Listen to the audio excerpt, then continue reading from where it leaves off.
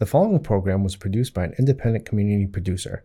The opinions expressed do not necessarily reflect those of the ECAT staff or board of directors.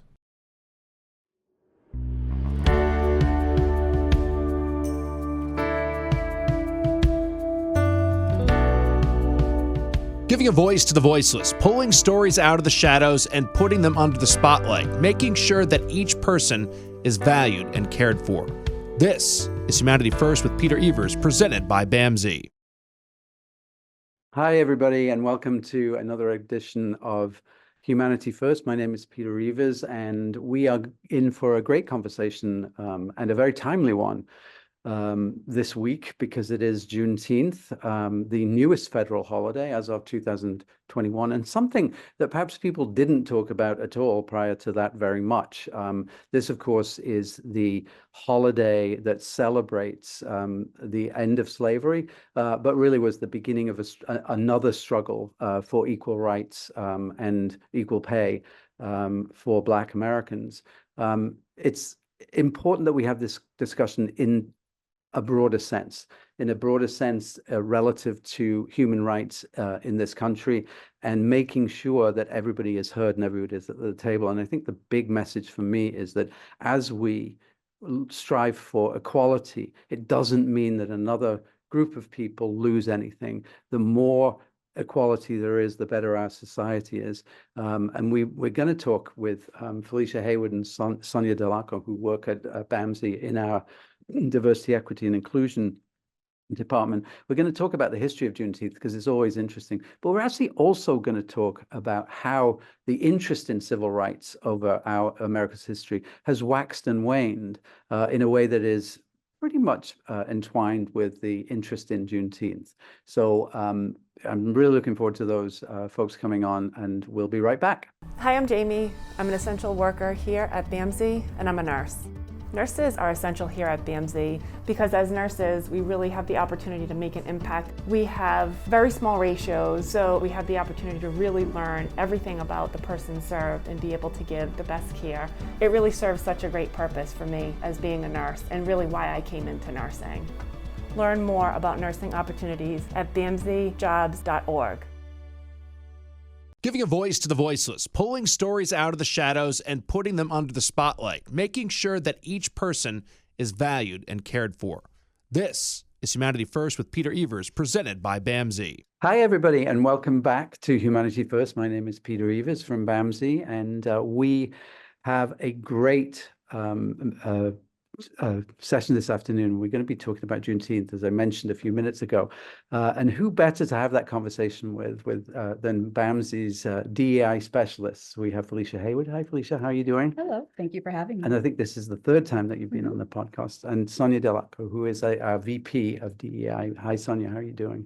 Hello. Thanks for having me. And for those who don't know Sonia over the last 4 or 5 years has been a real influence on pushing forward at our organization the issue of equity and inclusion and social justice. And many of the time we've had a conversation about the work that we do at BAMZ is really entwined with social justice. It is hard to imagine doing anything in our space, which is human services, which doesn't relate back to the issue of social justice and human rights. So the timing is good as well because we are approaching Juneteenth, which is now a national holiday with the exception of, I think, 5 states, one of which is New Hampshire, which is a little weird because it's only just north of us. But the Dakotas, I think, and Hawaii are the other ones, and I forget the other one. But I thought it would be good to talk a little bit about the history of Juneteenth because it's one of those things that waxes and wanes, isn't it, in America's consciousness. And Felicia, maybe tell us a little about the history. Sure. And I'd like to start by picking up a little on what you said, Peter, which is the way things wax and wane. So I think when we talk about Juneteenth, we have this idea that there was this proclamation and then everyone was free and it was all good, as opposed to it just really started the challenges. But briefly, Juneteenth became celebrated. So let's go into the Civil War. And then there's the Emancipation Proclamation from Abraham Lincoln in 1963 that became official January 1st, 1963, which is 1863, thank you, which essentially said all former slaves are now freed. Right. However, this is back in the 1800s. This is before we have YouTube and Facebook and all of these ways of getting information out quickly. So the information sort of trickled out about the Emancipation Proclamation, and it wasn't the end of the Civil War. The Civil War continued for another 2 years. And even after General Lee surrendered, which most people think of as being the end of the Civil War, there were still skirmishes happening.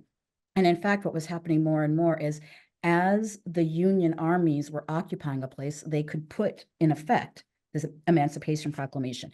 But the Confederate armies continued to move to try to outpace them, and they ended up in Texas. So Texas was really sort of the last bastion of slavery. And Texas was one of those states that was really not affected terribly by the Civil War, right? And so business as usual, right? Yeah, and in fact, there were only about 250,000 enslaved people in Texas at the time. But so the Union Army is moving out, trying to get to places, spread the good word. They finally get to Texas in 1863, and it's General Order Number 3, which was the proclamation essentially letting those 250,000 enslaved people in Texas know that they were, in fact, quote unquote, freed. Yeah, let's talk about quote unquote. I'm really glad you sort of mentioned that, and Sonia, just bringing you in here. You know, when you look back at the history of it, it's not like, you know, oftentimes you look back and you read about history, says, oh, okay, so the proclamation was made and everybody was happy ever after. Not quite, right? I mean, I remember one of the things that that African Americans did in relation to white racism, which was this idea of disrupting the idea of celebrating Juneteenth, was buy land, right? Which is something that hadn't happened. This was still a struggle, right, Sonia? Yes, yeah. After the Emancipation Proclamation and the finally ensuring the freedom of all enslaved folks, there was still a lot of struggle. Initially, there was the formerly enslaved people were able to make some gains in society, but that was very quickly sort of pushed back down with Jim Crow laws and ways to sort of pull any advancements that were made right out underfoot. And before even getting there, of course, folks that were formerly enslaved had no material wealth accumulated, had, no employment to just step right into other than potential sharecropping. So yeah, it wasn't like, okay, everybody's free now, everything's beautiful. Right, and the struggle began, and there's a real through line there. I'm glad you brought that up, Sonia. There's a real through line from the idea of generational wealth, and that really has come through to present day. I was reading something the other day about the average wealth of a Bostonian, if they're white or black, and that differential still exists. And it's important, I think, sometimes to recognize that this isn't something that happened overnight. This is something that is the direct result of one race of people oppressing another. Yeah, so I thank you for that, Peter. I really want to pick up on this idea of sharecropping, because of course you have these people who were formerly enslaved who had no, as Sonia said, no material wealth. So how were they going to move about? So part of the Emancipation Proclamation that maybe a lot of people don't know was this real advice to formerly enslaved people to stay where they were and to work on their land because now they were employees and they should be getting paid. Well, you might imagine that people who formerly had enslaved people didn't suddenly say, let me start paying you. Let me rebudget, right? Let me pay you a fair wage. Let me make sure it's a living wage. And then we have a cost of living increase every year. Like that just didn't happen. So we got into this idea of sharecropping where they would essentially contract with the former owners and work the crops for a share of the crops.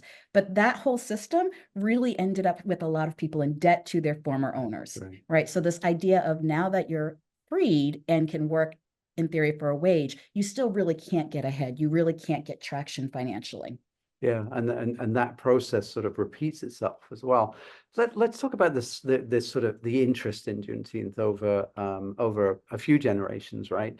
And I read this article that in Texas in 1880, I saw an advertisement in a local Houston paper that was talking about a Juneteenth sale. Right? I mean, was that embedded in the society that there was a Juneteenth sale, like President's Day, right? So that didn't last, right? There was after that there was sort of more disruption, and that Sonia was talking about a little bit. But there were also world wars that sort of, you know, maybe pushed that down a bit. But does that, I'll ask both of you, does that sort of directly correlate with civil rights issues over the ensuing century and a bit? Sure. I can start, Sonia, if that, okay.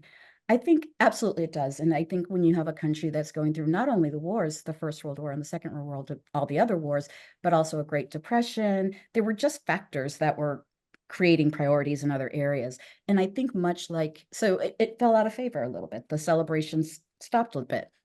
I think when at the end of World War II, when we saw veterans coming back, especially Black veterans coming back and really saying, like, I'm going to demand my rights here. I just fought for this country. So you saw the rise of the civil rights movement. And then you started to see a return of celebrating Juneteenth. And I do want to say one thing going back to this concept of owning land, because Emancipation Park in Texas is actually bought by formerly enslaved people for the specific reason of celebrating Juneteenth there. Yeah. Sonia. Yeah, and I'll just to bring it forward to present day a bit, although, you know, it was always, Juneteenth was always important to the descendants of formerly enslaved people, you know, and it was celebrated, I mean, immediately as early as the following year after the General Order Number 3. And then, of course, the disruptions like Felicia was mentioning. But although it's been widely, first more in Texas, but then more widely celebrated by descendants of formerly enslaved folks, it wasn't as much on the radar of other Americans, I think, until following the murder of George Floyd, sort of the racial reckoning that was happening. And then in 2021, when President Joe Biden actually signed it into law as a federal holiday, then the Juneteenth became more of a you know, household name, you know, something that folks talked about across racial spectrums. So, and yeah, sorry, go ahead. If I might pick up on that. So I love that you shared that, Sonia, because also it now has become not just a celebration, but really something that we use to spark dialogues about things that were formerly taboo, like race and racism, to talk about. That was going to be my next question. Felicia, we've been working together too. Yeah, my question is, okay, we've got this national holiday status, with the exception of 5 states, one of them being New Hampshire, and which is generating dialogue. But we're also existing in a time where often we despair about that, about the division in our country, and many of those divisions are around race, right? Around this idea of white privilege, around this idea of people losing something perceptively relative to somebody else gaining something. How do those things, this is a bigger question than this, but how do those square? You know, are we making progress with this? Are we having good dialogues with this? How can we counteract some of the hatred that is out there? Because that's what it is, right? And some of the desire to keep things as they are. How do we square that with this, with the racial reckoning that Sonia talked about? Where are we? I mean, are we making progress? Are we fighting a rearguard action? Where are we? Sure. So I feel a little bit like I'm repeating something from the past, but I continue to make this point because I think it's important. We are seeing an incredible rise in backlash to the gains that have been made through the civil rights movement and since the racial reckoning. And I always say that backlash is a good barometer of how much progress we've made. So as we start to see more and more people coming out and demanding things don't change and trying to bring us back, you know, make America great, like back in the good old days, to me, that's a sign that we've made a great deal of progress in a way that all growth is uncomfortable. Yeah. So some people are uncomfortable. Yeah. I think what is still there to be made as a case is this idea that for some folks to get their rights, other folks lose their rights. Right. And I think as much as we can continue to understand that when anyone's elevated, we're all elevated Right. together, is really a part of the work that's ahead of us. Yeah, I love that Torah expression, which says when one person is oppressed, everybody is oppressed. And it's probably a good place to start, right? You know, Sonia, you were mentioning around this issue. Well, we talked about the through line, and I remember when the murder of George Floyd happened, and we had a couple of speakers in, and I can't remember if it was Michael Curry or Professor Kelly Carter Jackson. Yeah, I think it was actually Carter Jackson who talked about this idea as not seeing what is happening now just through a present lens, but seeing it through history. And I've seen and I've worked with people who probably have been quite racist and quite prejudicial, who begin to get an understanding of oppression through an understanding of history. And that's not unusual with anything, right? So in that sense, that's the importance of Juneteenth, right? That you will probably be able to go into a place now with a group of people and people go, oh yeah, Juneteenth, as opposed to even 2 years ago, I think, where people go, you know, I did learn something today, by the way. Juneteenth is a portmanteau. So remember that, everybody. It's a mixture of June and the 19th. I didn't know portmanteau was a word, but there you go, it is. But as well as that, people maybe get a little window into a better understanding of the history of America and how America was made great in the first place, right? Yeah, I think it's so interesting to me, this idea of using the celebration to say this history will not be erased, right? We're also living in a time where we're starting to see folks pushing back on what we're teaching in schools in terms of history. So, you know, the need to elevate this holiday is a way of just continually saying, we will not allow this to be erased. When you started, Peter, and you made a joke about the Juneteenth sale, there was a part of me that thought, well, thank goodness, like that makes it a real holiday when we get the T-shirts in various stores. And that's another American story. Yeah, it's just another story once there's a mattress sale that day. So yeah, I think that, yeah, that importance continues as a way to keep our history alive. Yeah, And I'd like to, yeah, go ahead. I just want to pick up on what you're saying, Felicia, about education. And just that, I think in the US, sort of the way US history has been taught for decades, for centuries, has been from a very particular perspective and has not been inclusive of everyone's experience and the true history of this country. And we're at a point now where that's beginning to change. But again, the backlash is pulling back on that. But just that importance of learning about the historical context, it really frames the present day oppressions to really understand all those nuances of the historical context. Yeah, and we've talked before, and Felicia, I've told you about this, that when I did my social work degree, there was a young lad, 18 or something, Dave, who was from Lancashire, whose father was down the coal mines, and you know, he had suffered as a working class individual in Britain, which is a very sort of classist society. And he would begin by saying, what do you mean? Not only black people have been oppressed. What about me down the pit?